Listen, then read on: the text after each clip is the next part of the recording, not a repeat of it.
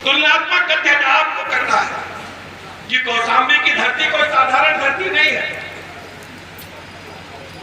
ये भगवान बुद्ध की धरती है और यहां से निकली लड़ाई, यहां से निकली चिंगारी पूरे देश और प्रदेश में ज्वालामुखी बनने का काम करती है।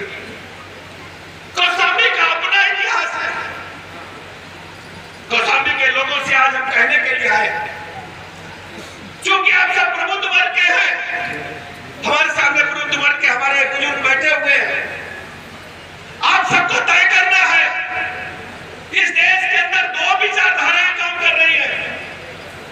एक तरफ भारतीय जनता पार्टी मोदी जी है और दूसरी तरफ कांग्रेस पार्टी, समाजवादी पार्टी, गठबंधन के लोग काम कर रहे हैं। बहुत अगर लंबे इतिहास पर न जाए, आजादी के बाद से 52 से अब तक जितने चुनाव हुए उस पर न जाए तो केवल 10-10 सालों का, मोदी जी के 10 सालों का और कांग्रेस पार्टी के 10 सालों का तुलनात्मक अध्ययन आप करें। 4 से 14 तक कांग्रेस पार्टी के नेतृत्व में यूपीए 1 और 2 की सरकार थी और 14 से 24 तक मोदी जी के नेतृत्व में बीजेपी की एनडीए गठबंधन की सरकार चल रही है। आप दोनों में अगर तुलनात्मक अध्ययन करेंगे तो पाएंगे ही 14 से 24 तक गरीब आदमी के जीवन स्तर को ऊपर उठाने में मोदी जी ने कामयाबी हासिल की।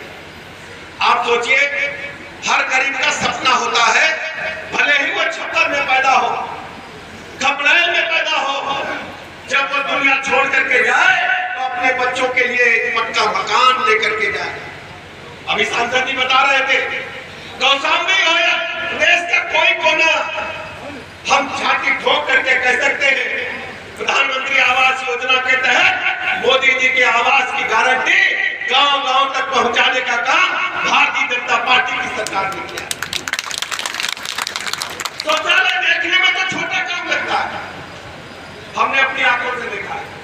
कौशाम्बी की सड़कों पर, प्रयागराज की सड़कों पर, बांदा की सड़कों पर, पूरे उत्तर प्रदेश में हमारी माँ बेटियां, हमारे बुजुर्ग पेट पकड़ करके बैठते थे, शाम होने का इंतजार करते थे कि रात हो जाए तो हम दैनिक क्रिया से निवृत्त होने के लिए हमारी बेटी जाएगी। लोटा लेकर, डिब्बा लेकर सड़क, गाड़ी की हेडलाइट उसके चेहरे पर पड़ती थी, विपरीत परिस्थितियों में बेचारी खड़ी होती थी। मोदी जी ने इस पीड़ा को समझा। आज हम कह सकते हैं कि देश के अंदर, प्रदेश के अंदर, कौशाम्बी के अंदर हर गरीब को शौचालय अपना लेकर के मोदी जी ने उनको इज्जत से जीने का हक दिया।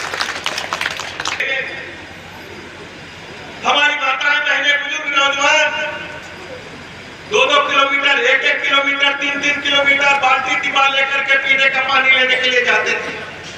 और हम सांसद विधायक जब क्षेत्र भ्रमण पर निकलते थे, प्रतिदिन 10-20 पर्ची मिलती थी कि हमारे गांव में भी इंडिया मार्क का नल लगवा दो, पीने के पानी की बड़ी दिक्कत है। लगती थी नहीं कि दादा बताओ जरा, लेकिन कोई सोच नहीं पाया।